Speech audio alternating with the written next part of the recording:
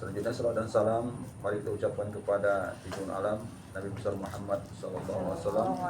Allahumma shalli wa sallim alaihi. Marilah kita selalu bersalawat Rasulullah, insyaallah dekat kelak kita mendapat syafaat. Amin ya rabbal alamin. Alhamdulillah, malam ini kita melanjutkan kembali kajian kita yang mana 2 minggu kita tertunda dikarenakan berbagai hal. Salah satu di antaranya yaitu kita hari raya kurban, dan selanjutnya sebelumnya juga ada urusan keluarga. Mudah-mudahan kita dapat melanjutkan kajian kita ini dan mudah-mudahan Allah memberkahi apa yang kita lakukan ini. Baik. Hadirin jamaah dirahmati Allah. Dalam kehidupan ini kita tak terlepas dari beramal, bekerja, berbuat. Baik itu amal bersifat dunia maupun bersifat akhirat. Bersifat dunia apa misalnya? Masak, bekerja, jualan, rumah tangga, ya, belajar, bekerja dan sebagainya. Itu urusan dunia. Ada urusan akhirat. Apa itu? Sholat, puasa, baca Quran, sedekah, haji dan sebagainya. Baik amalan dunia maupun akhirat itu perlu niat. Perlu niat. Perlu ditanam niat di hati. Untuk apa kita beramal tersebut? Misal dunia, kita berharap misalnya masak. Untuk apa masak? Supaya suamiku senang, supaya anakku makan. Misalnya kita belajar. Untuk apa belajar? Supaya aku dapat titel, supaya aku jadi orang hebat. Misal baca Quran. Untuk apa? Dapat pahala dari Allah atau dipuji orang dan sebagainya. Baik amal dunia maupun amal akhirat itu ada niat. Tak bisa tidak ada niat. Kenapa? Dengan niat maka seluruh aktivitas kita akan tertuju pada niat. Jadi kalau salah niat kita dalam beribadah, baik dunia pun akhirat, maka kita akan rugi. Enggak akan sampai pada tujuan yang sebenarnya dalam amal tersebut. Maka Rasulullah mengatakan, innama a'malu binniyat. Sesungguhnya seluruh amal itu tergantung pada niat. Kalau niat kita bagus, lurus, insya Allah benar, bagus. Tapi kalau niat kita buruk, nggak bagus, maka nggak ada guna ibadah kita sekarang agama, ibadah berbentuk agama. Nggak bagus niat kita sholat, nggak bagus niat kita puasa, nggak bagus niat kita haji dan sebagainya, maka nggak ada nilai sisi Allah SWT. Makanya dituntut pada kita untuk memasang niat, meluruskan niat. Ya. Apa niat itu? Niat itu secara bahasa qasdu syai' muqtarinan bi fi'li. Yang dikatakan niat itu secara hukum agama kita mengkasat sesuatu. Di kasat itu dipasang di hati. Kalau seandainya puasa, kalau seandainya sholat saja aku sholat maghrib dipasang di hati. 3 rakaat fardu atasku karena Allah Ta'ala dipasang di hati. Itulah niat. Ketika sudah pasang niat, maka barulah bernilai ibadah tersebut. Jadi niat itu perlu. Ya. Nah, kenapa kita perlu berniat? Hadirin sekalian. Karena niat ini luar biasa. Luar biasa perlunya di dalam sebuah ibadah. Baik berterima sisi Allah SWT maupun secara psikologi. Berterima sisi Allah SWT, maka ketika dia berniat karena Allah Ta'ala, baru ada nilai. Baru nilai pahala. Tapi kalau niat nggak karena Allah, maka nggak ada nilai walaupun lekuk batu di sholatinya. Misalnya dia sholat kenapa? Supaya dipuji orang dia ahli sholat, supaya dipuji orang dia banyak ibadah, bukan karena Allah. Maka niat sholat tersebut tidak bernilai sisi Allah SWT. Itu secara agama.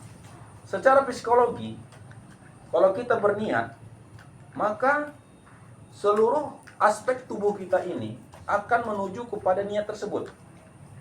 Misal, kita misalnya mau sholat tengah malam, mau tahajud, nanti malam sholat tahajud lah jam 3 misalnya.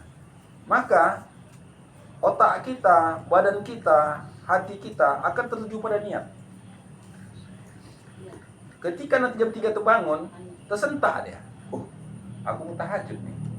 Terbangun dia. Maka kaki kita segera melangkah, bangunlah, jalan. Tangan kita pun bergerak menuju pintu dan sebagainya. Kenapa? Niat sudah tertanam. Secara psikologi, itu makanya perlu niat.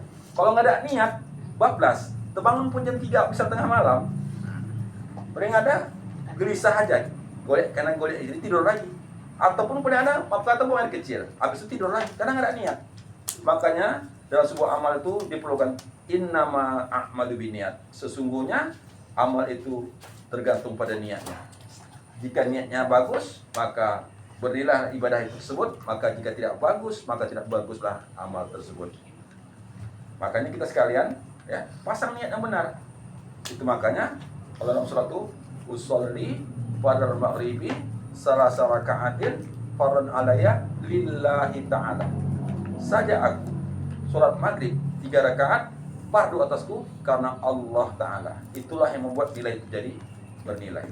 Kalau tak karena Allah, maka tidak ada nilai di dalam ibadah kita. Itu agama, urusan agama. Urusan dunia demikian juga. Misal, ya, contoh agama ini. Kalau seandainya kita mengaji ini, baik saya mengajar atau yang mendengar, bukan karena Allah, maka nggak ada nilai sisi Allah. Misalnya ngaji lah. Kenapa lo ngaji? Segan aku, ipar-iparku ngaji, aku tidak segan. Kalau karena segan, maka si orang nggak ada nilai. Jadi bagaimana meluruskannya? Ngajilah kenapa? Allah suruh. Thalabul ilmi faridatun 'alal kulli muslim. Menuntut ilmu itu wajib. Maka ketika wajib, Allah menyuruh, maka Allah akan membalasi ibadah tersebut. Tapi kalau karena segan, seganlah ngaji. Orang tuh ngaji semua nggak ngaji. Nanti kalau nggak ada orang tuh, nggak ada yang tersegani nggak ngaji lagi. Kenapa? Kalau nggak ngaji, ya apa yang mau ngaji? Nggak ada lagi ipar-ipar awak. Berarti bukan karena Allah Rasulnya, tapi karena segan. Maka luruskan niat itu. Untuk apa kau ngaji? Allah suruh. Apa dalilnya? Menuntut ilmu itu wajib. Maka kita menuntut ilmu karena Allah. Ada orang, tak ada orang, belajar. Bahkan kalau nggak ada di sini, dicari kesana kemari. Kenapa? Menuntut ilmu wajib. Tapi kalau karena orang yang diseganinya, misalnya iparnya atau abang atau kakak tua dan sebagainya, kalau nggak ada diseganinya, ngaji lagi deh. Jatuh dosa nggak, Pak? Maksudnya? Jadi jatuh dosa nggak karena orang tadi, karena Nggak ada nilai sisi Allah. Kan kita amal nanti kan kita harapkan nanti di akhirat nanti kan wa may ya'mal misqala dzarratin khairan yarah. Barang siapa yang beramal baik, Allah perlihatkan ada nilainya. Tapi kalau nggak karena Allah, nggak jadi nilai, nggak jadi pemberat mizan kita di timbangan kita. Kenapa nggak karena Allah? Kata Allah Rasulullah hadisnya, kata Rasulullah hadisnya, barang siapa yang beramal karena Allah, nanti kau suruhlah, kau pintalah pahala sama yang kau segani itu. Kalau karena iparmu, karena adikmu, kau minta pahala sama dia, bukan karena aku. Maka luruskan niat dalam beribadah karena Allah Ta'ala. Ya, baik. Nah, dalam niat tersebut ada satu yang harus kita pasang. Apa itu? Karena Allah Ta'ala. Ikhlas. Ikhlas. Wah, mimin barangkali hafal ayatnya. Wa ma umiru illa liya'budullaha mukhlishina lahuddin. Tidaklah diperintahkan beribadah itu illa, melainkan mukhlisin, harus ikhlas. Ikhlas. Bukan karena makhluk, tapi karena Allah. Apa ikhlas itu? Definisi ikhlas ialah, di sini bahasa Arabnya, yaitu Allah tatluba di amalika syahidin ghairillah. Bahwa engkau tidak menuntut dalam amalanmu itu saksi selain Allah. Ikhlas itu dalam beribadah, niat itu harus ikhlas. Bukan karena makhluk, tapi karena Allah. Apa ikhlas itu? Ikhlas itu kamu tidak menuntut seluruh amal kamu itu saksi selain Allah. Misalnya gini, ngaji, ya, kita ngaji ini. Kita tidak meminta kepada makhluk dalam ibadah kita ini saksi atau pujian atau bahagian atau balasan selain Allah SWT. Itu ikhlas. Kalau ada sesuatu yang kita harap daripada ibadah kita ini selain Allah, maka itu tidak ikhlas. Ketika tidak ikhlas, maka tidak nilai dalam ibadah tersebut. Maka segala sesuatu harus ikhlas. Misal kita berumah tangga, ya. Kenapa berumah tangga? Karena Allah suruh. Itu sunnah Nabi. Jadi kalau kita ikhlas karena Allah, apapun terhadap terjadi rumah tangga tersebut, karena Allah kita akan ridho dan ikhlas.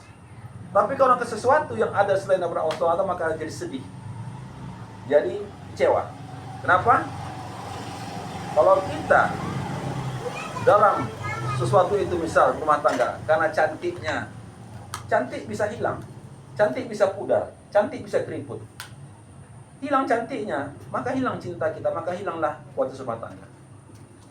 Kalau seandainya kita berumah tangga karena harta, harta bisa hilang, harta bisa kurang. Maka ketika harta tersebut kurang, maka nilai itu akan jadi hilang. Atau karena jabatan, jabatan juga bisa hilang. Tapi kalau karena Allah, kapanpun tak pernah hilang. Makanya luruskan niat itu. Bekerja demikian juga. Kenapa kita bekerja? Misal sebagai seorang ayah, sebagai seorang suami. Karena memenuhi perintah Allah, apa tuh? Memenuhi kebutuhan rumah tangga. Maka wajib bagi seorang laki-laki untuk bekerja. Kenapa? Untuk memenuhi kebutuhan. Tapi kalau karena ada sesuatu yang kita segani atau kita ditakuti, maka nilai jadi rendah. Kenapa? Ketika tidak ada orang yang kita takuti segani, maka tidak bekerja lagi kita. Maka kalau sudah karena Allah, tidak ada orangnya, kita bekerja karena Allah, maka ada nilai sisi Allah Ta'ala. Maka perlu ikhlas. Ikhlas itu apa? Tidak menuntut saksi dan seluruh amalmu selain Allah SWT. Tidak ada minta balasan. Maka orang niat di sisi Allah dan Allah akan membantu niat tersebut. Baik, dalam satu hadis Allah berkata, gini katanya. Ya. Hadis yaitu gini. Man kanat niyatul akhiratu jama'allahu syamluhu wa ja'ala ghinahu fi qalbihi. Barang siapa yang niatnya karena akhirat dari seluruh amal tadi, sama ada amalan dunia atau amalan akhirat. Amalan dunia itu bekerja, belajar, ya, menyapu, masak, apa saja. Barang siapa yang niatnya karena Allah, karena akhirat, ya, apalagi terkhusus cipta agama tadi itu, Allah akan mengumpulkan urusannya. Artinya Allah akan mudahkan urusannya. Allah datangkan bantuan-bantuan di dalam amal tadi karena kehendak Allah. Misal kita ngaji, kenapa? Karena Allah. Misalnya kadang-kadang karena Allah, wah ucok pasangnya lampu, datang si meboknya bolu, datang askia pasangnya, datang kemudahan-kemudahan. Kenapa? Masing-masing merasa ingin menuntut, mengambil bahagian daripada ibadah tersebut. Tapi ketika kita berbicara karena bukan Allah, karena mungkin materi, mungkin karena dunia, masing-masing, udahlah, dianya tuh aku nggak perlu. Jadi ketika kita niat karena Allah, Allah datangkan, Allah kumpulkan kemudahan dalam ibadah tersebut. Makanya itu ikhlas. Allah akan turut campur dalam urusan tersebut. Kemudian kata Rasulullah, wa ja'ala ghina fi qalbihi. Allah jadikan kaya di hatinya. Bagaimana maksudnya itu? Misal kita ngaji, ya kan? Mohon maaf. Kalau kita karena Allah mengajar, ya, 2 orang pun yang datang, nggak masalah sama kita. Karena kita tuntut bukan audien, yang kita tuntut adalah menyampaikan hukum Allah. Kaya di hati kita. Misal begini, kita berumah tangga, kita bekerja, sudah maksimal kita bekerja, ternyata hasilnya nggak maksimal. Tapi karena kita kan Allah Ta'ala, plong dia. Ya Allah, makasih Allah, mau kasih aku kelakuan seperti ini. Ada tempat bersandar. Tapi kalau kita tidak karena Allah, karena mungkin dunia tadi, mungkin jabatan tadi, ketika kita sampai itu, suntuk. Hancur hati itu tuh, kayak gini ya. Karena Allah. Kalau sudah karena Allah, yang berat jadi ringan. Ya, apa kata saudara-saudarisnya? Aku heran dengan orang mukmin itu Rasulullah. Ketika dikasih dia nikmat, dia bersyukur nikmat tersebut, maka itu pahala baginya. Dikasih duit banyak, dikasih jabatan bagus, dikasih kemewahan-kemewahan, bersyukur dia, itu pahala baginya. Ketika dikasih dia musibah, dia bersabar, itu pahala baginya. Susah dia, gelisah dia, sakit dia pulang sama Allah dan Allah SWT. Maka juga baik baginya, pahala baginya. Maka butuh orang beriman itu. Maka kalau sudah kena Allah, semua hidup itu jadi lapang, syukur, hati menjadi kaya. Itu banyak orang enggaknya banyak kali perhiasan dunia, tapi era hidupnya enjoy, lapang, senang. Kenapa? Karena Allah dipasang ya. Ikhlas. Karena niat itu untuk akhirat. Kemudian kata di sini, kata Rasulullah, watat dunia rahimatan, dan datang dunia kepada yang merangkak. Bagaimana maksudnya itu? Kalau sudah kita berbicara ikhlas karena Allah, maka dunia itu akan meminta kita untuk berkawan sama kita. Misal contoh, Yahya Waluni yang baru-baru ini meninggal, semoga Allah mengampuninya. Itu dia asalnya adalah pendeta. Yang dia 1 bulan gaji 60 juta kalau nggak salah saya, kalau Indonesia Kristen. Gaji per bulan 60 juta. Fasilitas lengkap. Lantas atas hidayah Allah dia masuk Islam. Ya. Kemudian dia masuk Islam, kemudian berubahlah perjalanan itu. Nah, ketika masuk Islam banyak tawaran-tawaran itu lagi untuk supaya dia kembali kepada agama semulanya. Tapi karena dia karena Allah, merangkak dunia nih, meminta dunia, udahlah, ini ada duit, baliklah kau kembali lagi. Tapi karena Allah, apa arti istilahnya? Dunia itu merangkak sama dia, memohon kepada dia untuk supaya dia diambil. Tapi karena Allah, dunia itu tidak jadi tujuan lagi. Artinya apa? Kalau sudah kita karena Allah, maka dunia itu akan datang sama kita secara otomatis. Tidak kita merasa fakir di hati kita. Kita akan menjadi senang dengan keadaan dunia karena dunia merangkak kepada kita. Selanjutnya, barang siapa niatnya untuk dunia, bukan karena Allah. Dia beramal, tapi untuk dunia, bukan karena Allah, nggak ikhlas. Di sini katakan Rasulullah, yaitu Barakallahu alaihi amrahu. Maka Allah pecahkan, maka Allah susahkan urusannya. Misalnya gini, kita ngaji ikhlas, karena ikhlas. Maka datang orang, yuk, antar yuk. Datang orang membantu. Tapi kalau kita niat kita materi, niat kita memang dunia, udah dibayar, biar cari sendiri EBT itu nanti. Orang akan berpikir tak akan lagi membantu kita. Kenapa? Allah pecahkan, Allah susahkan kita dengan urusan dunia tadi itu. Sibuk kita, cari sana, cari kemari. Kenapa? Karena tujuan kita dunia. Allah susahkan kepada kita dunia itu. Ya. Kemudian wajala faqrahu baina ainahi, dan dia menjadi kurang aja, susah aja. Nengok orang beli kulkas, dia kedinginan. Nengok orang beli mobil, dia kepanasan. Kenapa? Artinya dunia. Menjadi fakir dia, menjadi gelisah dia. Kenapa? Tujuannya tidak akhirat lagi. Selanjutnya, kata Rasulullah, walam yati minat dunia illa ma katabalahu. Tidak datang kepada dunia kecuali Allah tentukan sama dia. Artinya ada tidak rezeki tak sangka-sangka datang lagi. Bisa hari ini rezeki dia misalnya 100.000. Karena tujuannya dunia, itulah dapatnya. Enggak ada bonus-bonus yang lain. Tapi barang siapa tujuan akhirat, maka Allah beri bonus yang lain. Jadi apa? Wa may taqillah yaj'al makhraja wa yarzuqhu min haitsu la yahtasib. Barang siapa bertakwa sama Allah, Allah kasih jalan keluar dan rezeki kita sangka-sangka. Berapa banyak kita rezeki kita sangka-sangka? Kenapa? Hati kita tunduk dan patuh pada Allah dan ikhlas kita beribadah. Maka dalam hal ini, dari pelajaran ini dituntut kepada kita pertama pasang niat. Sudah pasang niat, bersihkan niat, luruskan niat, pasangkan Allah Ta'ala, maka akan berdatangan dunia kepada kita dan tidak akan susah di hati kita. Siapa contoh yang paling kuat untuk hadis ini? Rasulullah Sallallahu Alaihi Wasallam. Dia orang yang hati untuk akhirat, tidak dunia. Ketika dia berdakwah, apa kata kafir Quraisy? Wahai Muhammad, udahlah, ngapain kau capek-capek berdakwah? Kalau kau mau tinggalkan agama ini, kata kafir Quraisy itu, kami kasih kau lembu-lembu atau unta-unta yang ada di sini. Berapa ribu ekor kami kasih. Kemudian kami jadikan kamu pemimpin di negeri Quraisy ini. Kemudian kami wanita tercantik di negeri ini untuk kau. Asal kau mau tinggalkan agama ini. Tapi karena Rasulullah tidak, karena itu tidak. Seandainya nanti letakkan matahari di tanganku, bulan tangan kiriku, untuk nilai agama tidak akan tertinggalkan. Karena hatinya sudah ada Allah SWT. Berdatangan itu. Berdatangan. Tawaran-tawaran dunia itu. Karena hatinya ada Allah Ta'ala.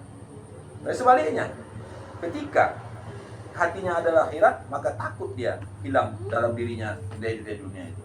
Takut hilang jabatan, takut hilang harta, takut hilang sebagainya. Kenapa? Hati itu dunia. Maka luruskan hati kita. Pasang innama a'malu binniyat. Jadi niat itu harus lurus. Untuk apa? Apa saja pekerjaan? Pasang, luruskan niat itu. Ketika sudah niat kita lurus, maka Allah akan turun membantu niat kita itu. Maka niat itu jangan selain Allah Ta'ala. Kalau sudah lurus niat kita, insya Allah akan turut membantu urusan kita. Baik, sebelum saya teruskan, ada pertanyaan? Ada pertanyaan? Askia? Ada? Satu, Pak. Biasa. Kan di antara dosa besar ada salah satunya riya. Ya. Riya itu adalah melakukan sesuatu bukan karena Allah. Ya. Tadi ada abang bilang tentang kalau kita berbuat amalan nggak ada nilainya, kalau nggak karena Allah, misalnya karena segan tadi kita beripar-ipar datang, awak nggak datang, segan, nah itu jatuh ke riya apa tidak? Misalnya datang aku nggak karena Allah kan misalnya, apakah itu riya atau memang karena tak ada nilainya? Bedakah tak ada nilainya tadi dengan riya? Ya, apa itu ria? Ria secara bahasa ra'a, yara, ria'an. Ra'a itu melihat. Ria itu yaitu orang yang ingin perbuatan itu dilihat, itu ria. Ria itu artinya ingin dilihat, ingin ditunjukkan, ingin dipuji, ingin diakui, ingin puja-puji dan sebagainya. Itu ria. Jadi kalau ada amal kita karena ingin dipuji orang, karena ingin ada balasan dan sebagainya, itu ria. Dan jika ria, itu termasuk kufur yang paling kecil, kafir atau musyrik yang paling kecil. Karena kita harap makhluk di dalam ibadah kita tersebut. Adapun segan itu niat. Niat bukan karena Allah, niat karena makhluk. Maka nilai tak ada. Itu bukan ria. Segan itu bukan ria. Niatnya enggak lurus. Niatnya bukan karena Allah, enggak ikhlas. Niat karena makhluk. Kalau ria tadi, dia ingin perbuatannya dilihat. Bukan mau dilihat Allah aja, tapi mau dilihat manusia. Ria tuh. Lawan ria itu ikhlas. Ikhlas itu tidak mengharap dalam hal itu saksian Allah, itu ikhlas. Kalau ria itu ingin dilihat. Kalau ngaji ingin dilihat suaranya indah. Kalau nanti dia sholat ingin tengok khusyuk. Kalau sedekah ingin difoto, ingin diposting, ingin lihat orang, itu ria. Ya, kalau dia maka tidak nilai sisi Allah SWT. Kok ini niat tadi yang Kalau tidak harus ikhlas. Lawannya tak ikhlas. Ikhlas. Kalau ada niat selain Allah itu tidak ikhlas. Kalau tidak ikhlas, maka tidak nilai sisi Allah Taala. Karena innama alu binniat. Niat itu apa? Jadi kalau niat kita karena bukan karena Allah, tidak ikhlas. Kalau tidak ikhlas, tidak di sisi Allah Taala nilai. Baik. Ada yang lain? Pertanyaan? Om Pojan? Pojok? Ada ya? Baik. Nah, sekarang kita beramal dunia atau akhirat. Kita perlu niat. Niat itu ikhlas. Itu perkara batin. Perkara fisik bagaimana pula dalam beramal tersebut, dalam bekerja tersebut? Apa tuntunan Rasulullah? Kata Rasulullah satu hadis begini, ya. Al-mu'minul qawiyyu khairun wa habbu ila Allah minal mu'minil dha'if. Orang beriman yang kuat itu lebih baik dan Allah sukai daripada orang mukmin yang lemah. Mukmin yang kuat itu lebih Allah sukai daripada mukmin yang lemah. Misalnya apa? Ini ada mukmin orang kaya, ini ada mukmin orang miskin. Sama-sama mukmin nih, sama-sama beriman nih, sama-sama berakhlak ini. Lebih suka Allah yang kuat nih tadi, yang kaya pada miskin. Ada mukmin yang kuat, misalnya tentara, sanggup dia mengalahkan sekian orang, beriman, kuat. Ini ada mukmin juga tapi lemah. Ngangkat badan tak terangkatnya. Allah lebih suka yang kuat ini. Maka kita dituntut untuk kuat. Baik kuat fisik, kuat ekonomi, kuat mental sebagainya. Harus lebih suka kepada laki-laki yang kuat, orang beriman yang kuat daripada yang miskin yang lemah. Maka dituntut kita untuk belajar dengan segala sesuatu supaya jadi kuat. Fisik kuat, otak kuat, mental kuat, iman ekonomi kuat. pun kuat. Harus kuat. Diusahakan. Harus. Dan Rasulullah itu sahabat-sahabatnya orang kaya-kaya itu. Abu Bakar, Umar, Utsman, Abdullah Ali tidak kaya. Abdurrahman bin Auf, ya, banyak sahabat-sahabat yang kaya-kaya. Dan didukung oleh kaya-kaya. Perlu. Karena Rasulullah mengatakan, Allah suka kepada mukmin yang kuat daripada mukmin yang lemah. Selanjutnya, ihris ma yanfa'uka. Kata Rasulullah, seriuslah kalian dengan sesuatu yang bermanfaat untuk kalian. Nah, ini apa ya? Motivasi di dalam bekerja. Sama ada dalam agama maupun dunia. Serius. Jangan tanggung-tanggung. Mau belajar, fokus. Mau bekerja, fokus. Mau berumah tangga, fokus. Mau berkawan, serius. Jangan tanggung-tanggung. Alah, awaknya apalah. Awak beginilah, jangan. Kuat, fokus, serius. Apa pekerjaan kita? Misalnya belajar. Ya, pakai jadwal lah. Jam berapa belajar, jam berapa istirahat, kayak mana mengulang pelajaran. Rumah misalnya, jam berapa masak, jam berapa cuci piring, serius. Jangan daripada tidak, jangan. Proses itu harus tegas, tetap. Serius. Ihris ma yanfa'uka. Serius kalian dengan apa yang membentuk kalian. Bisnis itu demikian. Serius, ngajar pun demikian, serius. Karena orang serius itu lebih sukses daripada orang tak serius. Kawan saya ada namanya Profesor Dr. Samsul Nizar, sekarang rektor di Riau. Kalau tuh kami kuliah dulu, kami pernah jalan-jalan sampai ke Cilawang. Sampai ke sana, tak pulang dia. Pulang lagi, baru sampai nih. Loh kok pulang Sul? Baru sampai. Belum siap makalahku katanya. Besok makalahku, ya kau pikir kau ya kuliah, kami kuliah juga sama. Enggak, ayo pulang kita yuk, makalahku belum siap dah. Akhirnya saking seriusnya dia, jalan-jalan tuh pikir kerjaannya. Kalau kita kerja tak ternyata sedang kerja, ya kan? Artinya kalau serius akan berhasil. Jadi orang-orang berhasil itu orang-orang serius. Kalau mau berhasil ikhlas, serius. Kemudian wasta'in billah. Dalam serius itu minta tolong sama Allah. Setelah kita pakai proses yang maksimal dengan tata cara yang bagus, wasta'in billah, minta ya Allah, tolongi aku dalam urusanku. Ihdinas siratal mustaqim. Tunjuki jalan lurus. Minta tolong. Ya, minta tolong sama Allah. Sudah serius dengan segala macam teknik yang kita lakukan, minta tolong, doa dalam sholat kita. Wala ta'jas, jangan lemah. Jangan apa? Cepat kali minder. Awak ni apalah? Oh, jangan. Semangat. Kalau sudah semangat, insyaallah berhasil. Nah, sini satu lagi. Wa in asabaka syai'un fala taqul law anni fa'altu kaza wa kaza. Jangan kamu katakan jika menimpa kepadamu sesuatu, maka jangan katakan kalau kayak gini kayak mana ya? Misal begini. Kalau Ada terkadang menyesal belakang hari. Misalnya gini. Cobalah dulu ku ambil fakultas ini, kan kayak gini ya. Enggak usah kayak gitu. Kalau sudah tertimpa musibah sama kita, jangan pakai kalau-kalau lagi. Ada terkadang sesuatu yang kita cita-citakan, kita angan-angankan, kita jalankan, rupanya nggak berhasil. Jangan pakai kata kalau. Coba dulu kayak gini ya. Kalau kayak gini kan kayak gini. Jangan pakai kalau-kalau. Kenapa rupanya? Kata Rasulullah, walakin qul, tapi katakanlah qadarullah, sudah takdir Allah. Sudah kita maksimalkan, sudah serius, sudah berdoa, ternyata nggak tercapai cita-cita.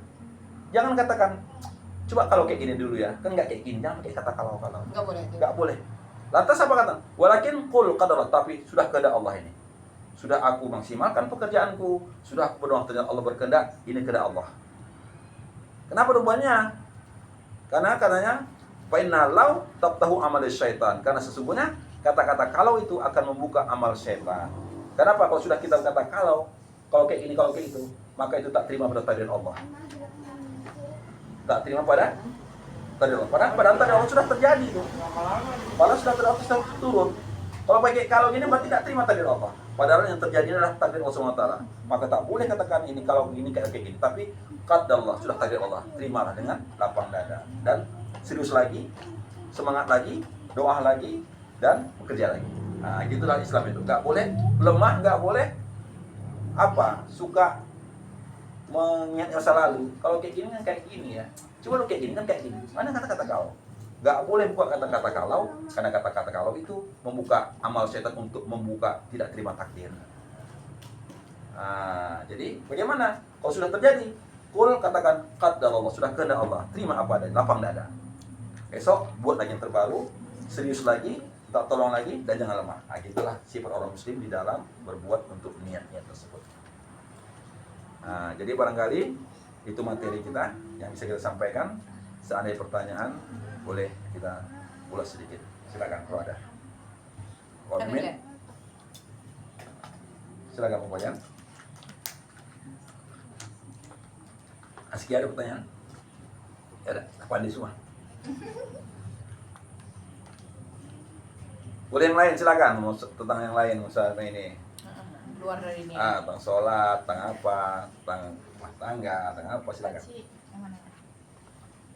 Jadi kan kalau kita sudah melakukan sesuatu dengan niat jauh hari, nanti pada hari itu nggak sesuai ekspektasi kita ya kan. Terus kita kan sebagai manusia kan merasa sedih kadang gitu kan, kecewa. Tapi ikhlas, sebenarnya ikhlas. Cuma kita gini, udah lah nggak mau ingat-ingat lagi. Itu tuh maksudnya kayak gimana gitu. Ikhlas dibilang, udah. Tapi nggak mau lagi gitu diingat, nggak mau lagi, kita ikhlas. Atau kesal ya, saling ingat. Nggak usah itu lagi lah, maksudnya. Asalnya itu kesal, saling ingat itu kesal. Kayak mau istighfar aja gitu-gitu. Ya, ini manusia ini dia ada sifat manusiawi. Artinya sifat manusiawi itu tak bisa tidak dia melekat dalam diri kita. Misalnya kecewa, menyesal, marah, benci dan sebagainya. Itu nggak bisa dilepaskan.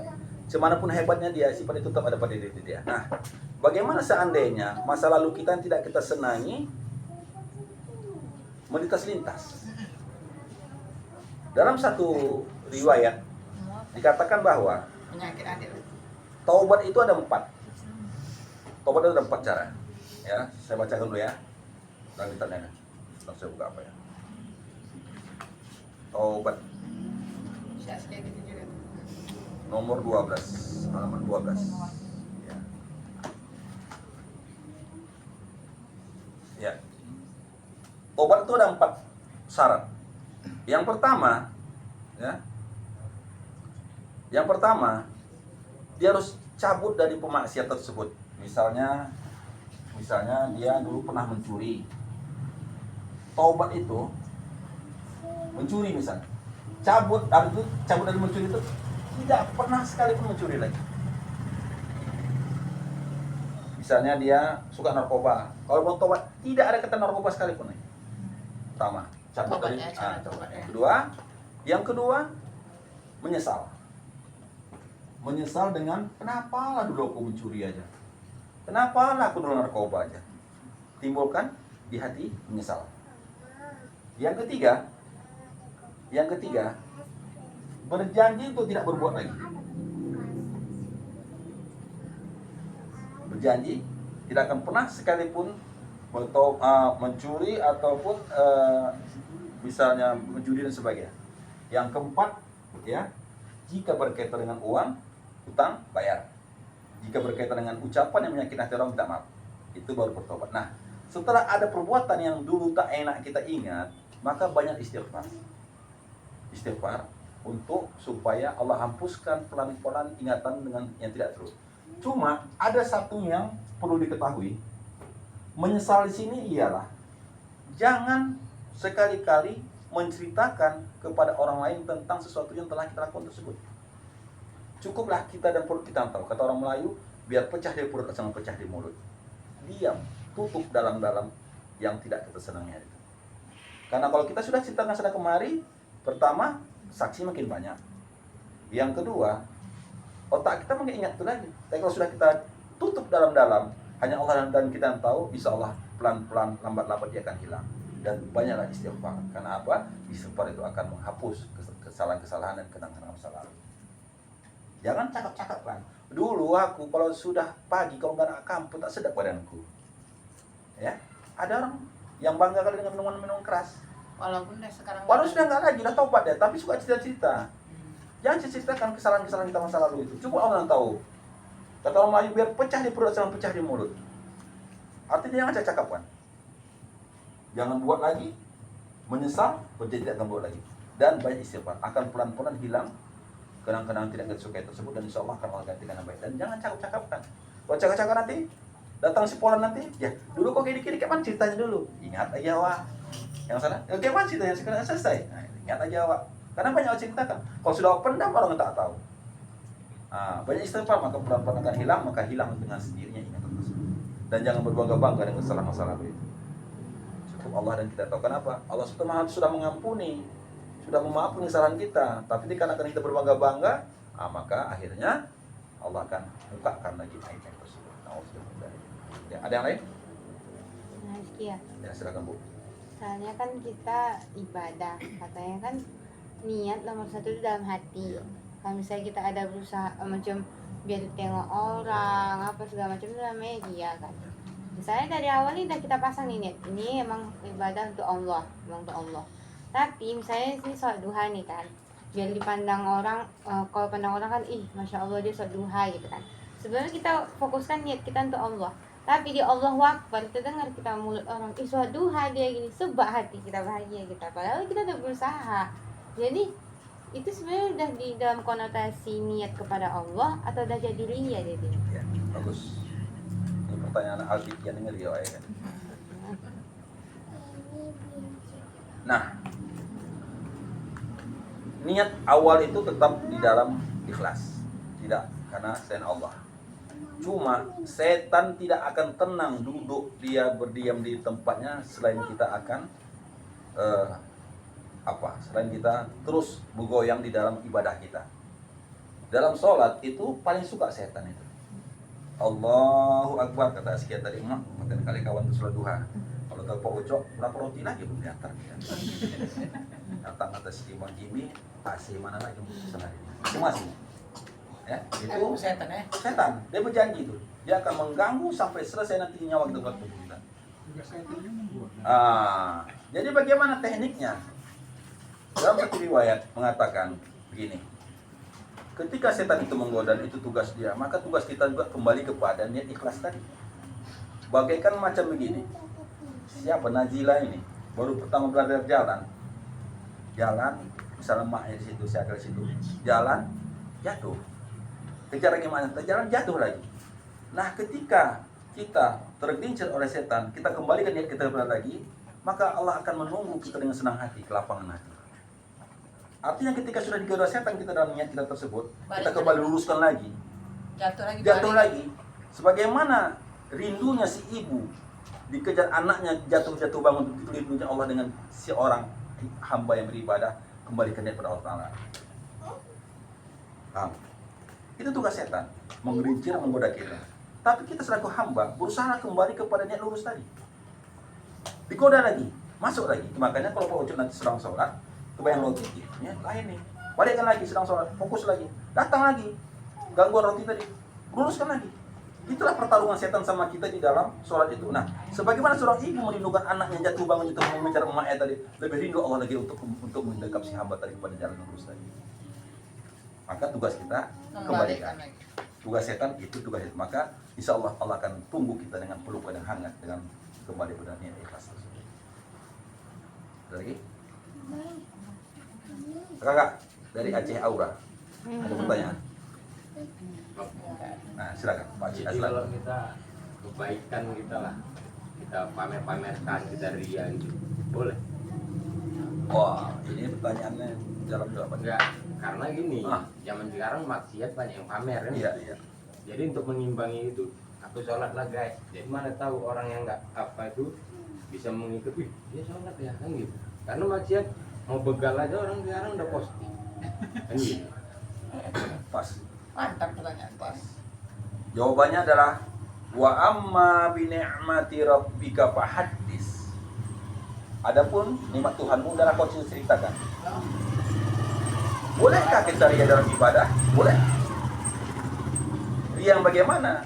Ria untuk berdakwah supaya orang ikut juga dengan ibadah kita. Tapi dengan catatan hati kita betul-betul karena itu bukan pula awak tunjukkan tadi, itu yang paten kalian masih tidur. Salah, pasang niat. Abu Bakar dia itu bersedekah sembunyi-sembunyi siang hari 100 dinar.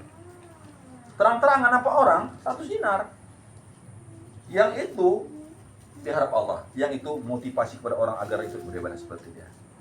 Jadi bolehkah kita beria dalam ibadah? Boleh, tapi pasang di hati kita itu hanya sekedar motivasi untuk mencari orang supaya beribadah, bukan untuk kita ria pula. Nah, kalau bisa kita sudah pangkat seperti itu buat, tapi kalau nggak bisa, bagus bos. Kadang-kadang setan tegak berdakwah lagi. Ya, berdakwah gini tegak setan lagi. Karena maksiat kan sekarang udah Betul. ini. Nah, Ya, jadi sudah terang-terangan. banyak orang yang tergiru di sana Ya, gitu. pas. Pakcik acara paten. Pas. Boleh Pakcik, tapi Mengimbangi ya. dengan pasang niat jangan ada selain Allah Ta'ala. Kalau bisa kita seperti itu boleh. Jadi terkadang di masjid, ketika kau masuk ke masjid, pakailah pakaian terbarumu. Supaya apa? Ada ria di situ. Tapi ria itu bukan karena untuk menunjuk orang, tapi bersyukur pada Allah bahwa bahwa orang ke masjid itu bukan orang yang pakai sepeda butut, tapi pakai PC yang baru. Oh jadi gitu lah makanya pakai becek kan kemarin dia. Nah. Ya, ada yang lain? Pak Mimin? Pak Mimin, Pak Indun nih. Nah, ya, Emen. Oh dari Binjai. Dari Binjai ya, dari Binjai. Salam dari Binjai. Ya, itulah dia. Baiklah, barangkali itu saja materi kita, dengan tujuan bahwa luruskan niat, betulkan niat. Jangan niat karena makhluk, tapi berniatlah karena Allah Ta'ala. Ketika itu sudah berniat karena Allah Ta'ala, maka Allah mudahkan urusan kita, Allah kayakan hati kita. Amal itu betul amal kita nih, tapi kadang-kadang ada yang nggak lurus niat tuh ya. Kita kadang rusak jadi amal kita, jadi tak fokus amal kita. Kalau sudah karena Allah, Allah mudahkan urusan kita, Allah kayakan hati kita dan tunduk dunia kepada kita. Ikhlas, ikhlas itu jangan berharap makhluk di dalam ibadah kita, tapi haraplah Allah, pemilik alam semesta ini, pemilik diri kita, dan dia akan membalasnya di akhirat. Harap kepada dia, insya Allah. Kalau sudah pasang niat, tidak ada yang rugi di dalam beribadah. Ya. Barangkali itu saja kajian kita. Kita tutup. Assalamualaikum warahmatullahi wabarakatuh. Doa kita. A'udzubillahi minasyaitonir rajim. Bismillahirrahmanirrahim. Alhamdulillahirabbil alamin wassalatu